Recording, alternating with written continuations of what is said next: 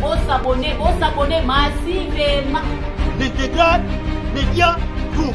Aïe aïe aïe, Bali, Yabiso Asikayangoyo. L'intégral Média Group.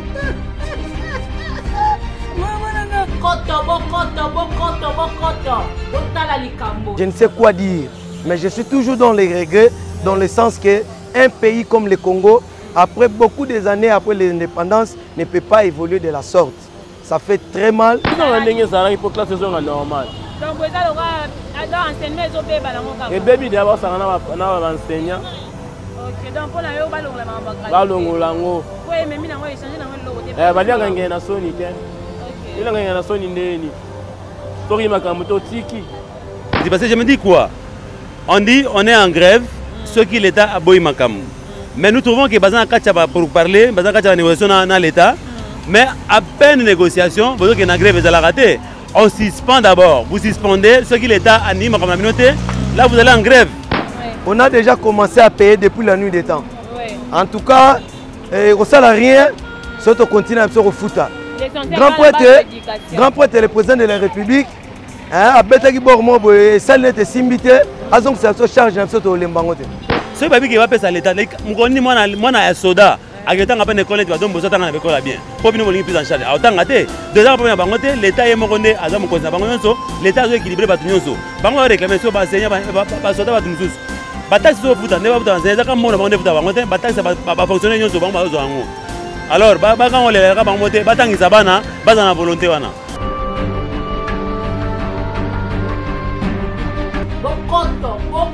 Vous s'abonnez massivement. L'intégral Média Group. Aïe aïe aïe, Bali, Yabiso Asikayangoyo. L'intégral Média Group.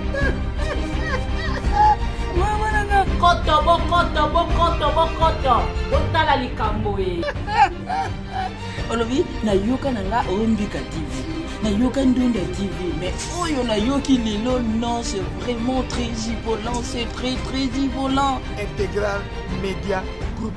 Et loko moko te ma pe bokotika na bolanda na kata chaîne yoyo. Politique, sociale, culturelle, ou kaka. En intégralité, je dis bien, Intégral Média Group. Et veni et commis. Olingo monanga, omona Teresia. Omona Los. Awa na Intégral Média Group. Olingi clip na yere ka kitoko. Olingi basera yo ba réaliser le clip. Olingo louer podium. Olingo jouer matériel mieux surtout la katia Intégral Média Group ndio kozoa na référence. Oh Intégral Média Group akati kata bao. Assez sakana bao. Intégral Média Group ibaki ba moni. Jambo, bonjour, mbote, nabino nyonso balandi Intégral Média Group. J'espère que vous avez bien une nouvelle oyo. Donc, reboot nabino oyo ya micro baladière écoute bino pe en bonne santé. Gratuité de l'enseignement. Bonne ou mauvaise idée. Gratuité de l'enseignement. Où en sommes-nous? Gratuité de l'enseignement. Toko balango, toba katango. Gratuité de l'enseignement. Est-ce que ayez qu'on améliorer ou bien qu'on rabaisser les sous-qualité et enseignement en République démocratique du Congo? Comme je le disais, Tozolo Belalelo, Likambo est à la gratuité de l'enseignement. On le sait que ça fait déjà 2 ans. Oh, ils ont la deuxième année. Ils ont qui année scolaire 2020-2021 de gratuité et banaki nambo kanabiso. Oh, ils ont la deuxième année nango, donc année scolaire 2021-2022. Tozo comme la gratuité bandé ko le enseignement de base, c'est-à-dire école primaire, na 7e, na 8e. Oh, ils ont qui autrefois première, na deuxième, secondaire, donc basique il y a orientation. Donc il dit que le gouvernement, le ministère et EPST, le baki que tout côté na état gratuité pour permettre bana nyonso ya mike même ba parents ont besoin la ba moyen te ba ko rakotangisa bana na bazo au moins enseignement de base. Mais ndenge makambo zo kendele tokomi komona toko ekomi ko bangisa un peu ndenge makambo gratuité zo kendele. Année passée, il y a eu de grève, l'enseignant qui a grève, mais promesse, qui motema année 2020-2021 et Silika Rabon la gratuité.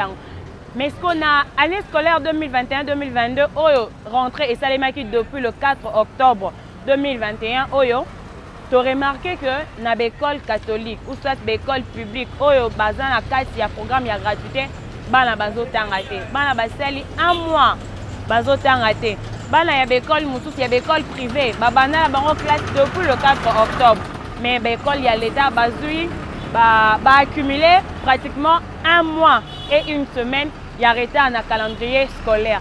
Est-ce que peut permettre bango basili sa année comme il le faut?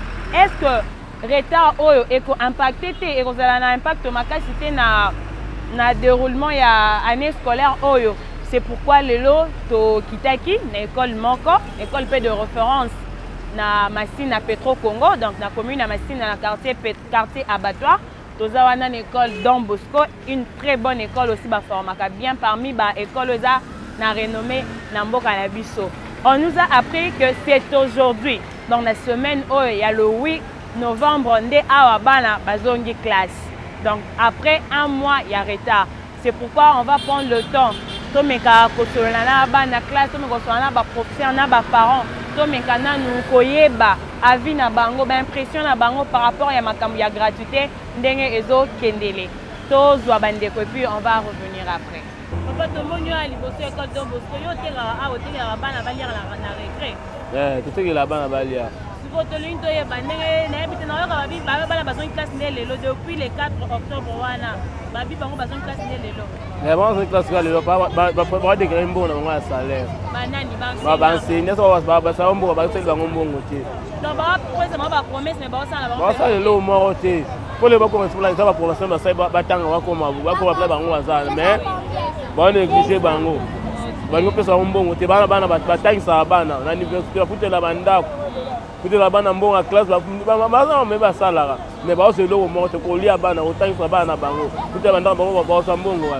Si kondenge makambo yango ya gratuité nde yo omonela yango ndenge ekende omona yango ekende yo sepela yango tozokondane yango bana bazongela nga ofuta baminela bazofuta bana bambongo na bango soki bakoka makambo te atiki bafutela bana mbongo na bango ye kaka bavoyage bafutela bana nani bamama bafuta batangisa ezonga ndenge ezalaki po classe ezonga normal donc eza loka dans enseignement ezobeba nango kaka ebebi deya basanga na baenseignant. Ok, donc pour la yo balongola makambo gratuité. Balongola ngo. Po ememi nango échanger nango loko te. Baliaka ngena na soni te. Ok. Ilanga ngena na soni ndeni. Soki makambo to tiki. Natanga kabiliza la boye te. D'accord, merci beaucoup. Bon, en fait, pour nangai nako baboye. Gratuité eza eloko oyo eko échapper na mututé parce que eza eloko meza constitutionnel. Ba appliquer yango normalement te sikoyo président a dit volonté à quoi appliquer yango. Donc gratuité na ngana za encourager yango eza bien makasi pour na biso ba parents pe l'état azo ba charge na ye. Mais le fait que ba école catholique mingi bana otanga te, je ne vois pas ça dans un bon œil. Et comme makambo community makambo na politique parce que je me dis quoi?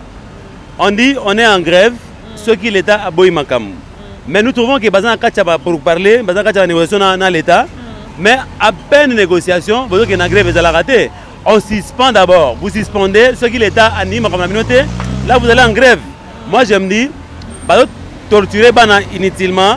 Dans le sens où comme monter à ma bec quelque part, et ça a problème, il y a grève, comme problème, il y a guerre contre la gratuité.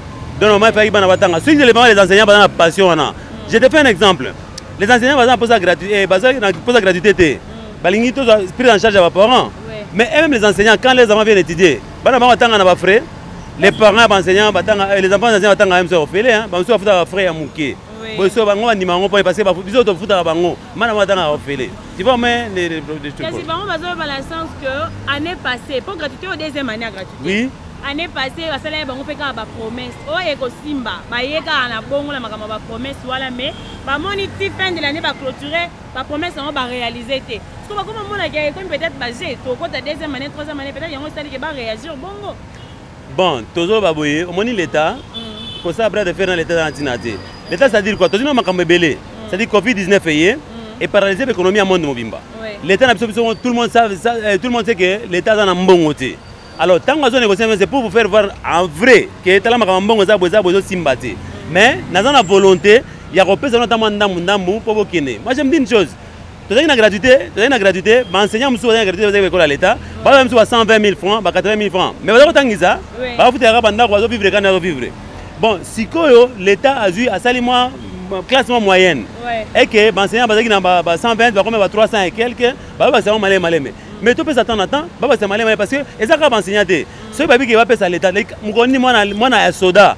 L'État n'a pas d'école, tu vas donner besoin de l'école bien. Pour nous, prise en charge. Autant gâté. 2 ans après, l'État est mort, l'État est équilibré, l'État a réclamé sur l'enseignant, les soldats, les taxes sont foutues, les taxes sont fonctionner.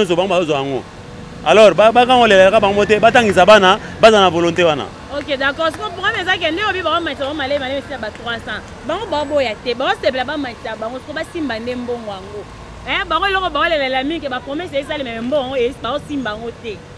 Je n'ai jamais vu depuis l'année depuis le président a pouvoir.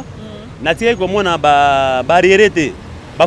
Chaque mois, il faut les taper ça. Mais la pose ça, c'est un bon mais il exiger.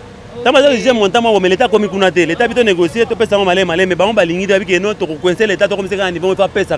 Ce qui fait que les abras de faire dans l'État, moi je me dis, nous sommes très contre les enseignants pour voir ça la bonne, pour savoir besoin qu'il y ait une classe. Nous sommes attendez, tout le monde un mois, on a une interrogation générale, je me dis, est-ce qu'on a changer le calendrier à l'école? Un mois déjà, c'est trop. Bas en souci en tant que parent, pas besoin de secours, pas besoin de malin, mais vous pas besoin de souffrir, pas besoin de bon. De base à volonté, balingambo kana nous aliboso enseignement de la passion na bango, ba pesa na cours. Naza pour bango grève za ngata droit na bango. Mais bata la grève ne wasa elango. Bacha moins l'argent. Bacha moins bulembu mo boyaki ba kozwa na bango mais bazo na l'état pesi parce que l'état en volonté akena mo malem. D'accord, merci beaucoup papa. Vraiment merci. Mais nangina ba selo mo kina domboso bazo tangate lelo maternelle babandi, collège babandi, mais na niveau à primaire ko ima mezana nous. Mais na sûr que bah, arriver à comprendre que vous obligé de faire ça. D'accord, merci beaucoup. Vraiment merci. Toujours l'impression que les parents parce que les éducation il y a pas là. On dit que non né au Congo pour assurer à venir il y a Congo, c'est pourquoi toujours continuer. Bonjour chers parents. Bonjour madame. Oui, aujourd'hui on était là pour essayer de parler, essayer de comprendre. Marambo, il y a gratuité en plein.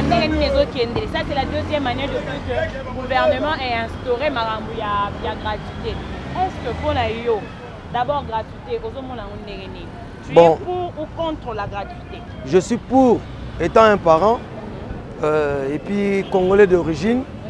C'est à notre avantage quand on allège la tâche et que le gouvernement puisse prendre la charge de nous qui sommes des parents. On est très contents. Mais sur le plan pratique, je dirais, la gratuité ne se manifeste pas. On ne sent pas encore cette gratuité. Voilà pourquoi là où se trouve notre regret. Ok.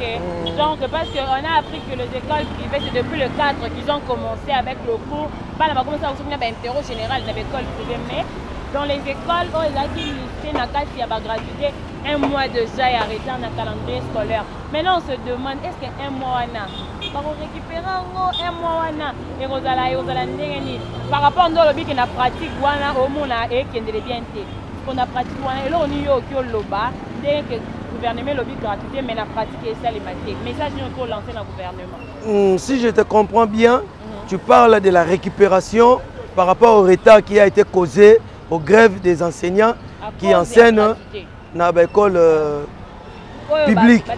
Alors, comme je ne suis pas technicien à la matière, je ne sais quoi dire. Mais je suis toujours dans les regrets, dans le sens qu'un pays comme le Congo, après beaucoup d'années après l'indépendance, ne peut pas évoluer de la sorte. Ça fait très mal étant parents, en tout cas ça nous écœure. Nous aurions souhaité que les choses se passent bien dans notre pays. Vous voyez, le président de la République, oui, il a eu cette volonté de pouvoir donner aux Congolais la bonne chose. Mais du moins, je ne sais pas si ce sont ses collaborateurs qui empêchent, on ne sait pas. Voilà. Mais le souci est que je peux aussi parler à Lingala pour qu'il y ait une bonne édition. Oui, un grand souci est que ce qui va passer et le comment est bien et Rosalamala peut bénéficier pour tout le monde. Alors, si gratuité donc il y a une lanterne boyée et comme on peut ça ce mois d'août, on ne sait pas quoi si le gouvernement est capable ou il n'est pas. Voilà. Il y a une question à Souka. Si on est pour ou contre, donc tout ce qui est continuer, c'est changer.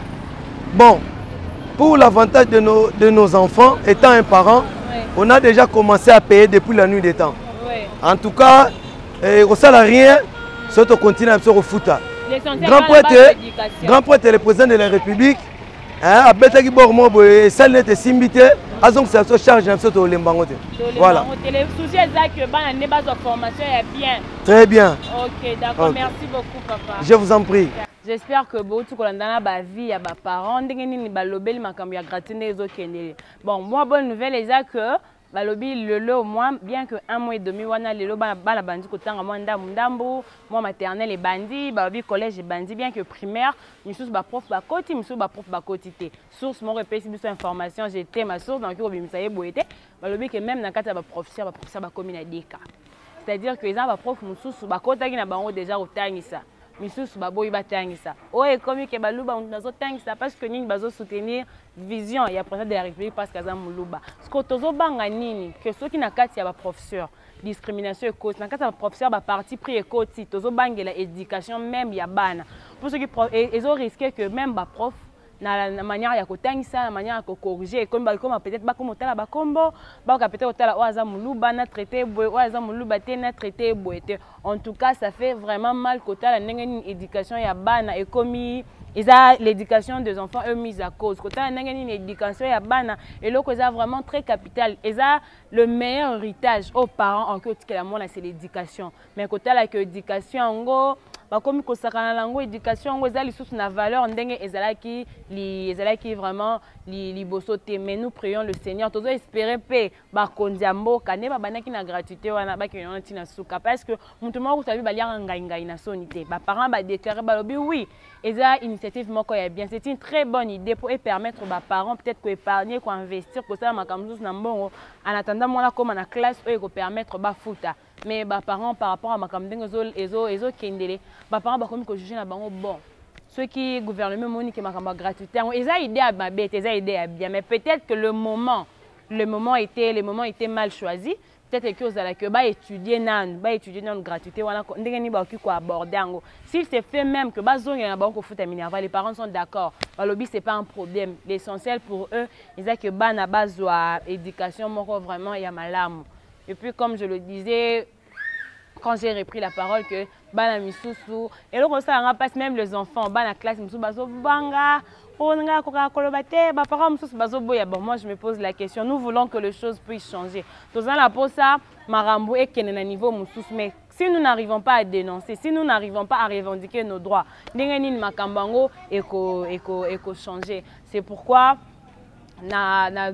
c'est pourquoi na lobby kara merci na ba oyo ba zwa ki ton la bango ya ko répondre na ba question na biso. Merci na bino pe ba fidèle abonné à Intégral Media Group. Merci parce que je sais que vous avez que délai to répondre à l'activité malembe. Je sais que binope malembe bozonga to rozwara risque même si vous avez qui ne bandeli. J'espère que partout bozonga na bino bo sepeli na interview oyalelo sur la gratuité de l'enseignement. Merci beaucoup à mon réalisateur et caméraman Coco Dema. Merci Nayemoko, mère DG Nouria Abani depuis Londres, ainsi qu'à toute la grande équipe ya Intégral Media Group. Botika a toujours branché pour la suite et information. Bon s'abonner massivement. L'Intégral Media Group. Aïe aïe aïe, babi, ya biso ya sika ya ngoyo. L'Intégral Media Group. Koto, botala likambo. olobi na yoka nanga Ombika TV na yoka Ndunda TV mais oyo na yoki lelo non c'est vraiment très volant, c'est très volant. Intégral Média Group. Et loko moko te ma pe boko tikala kolanda na kati ya chaîne yoyo politique, sociale, culturelle ou tout kaka. En intégralité, je dis bien Intégral Média Group. Et venu et commis. Olingo monanga, omona Teresia, omona Los.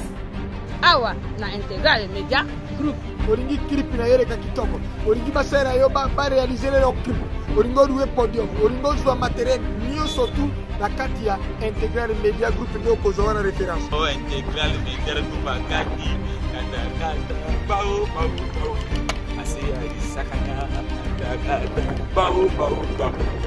Intégral Média Group, c'est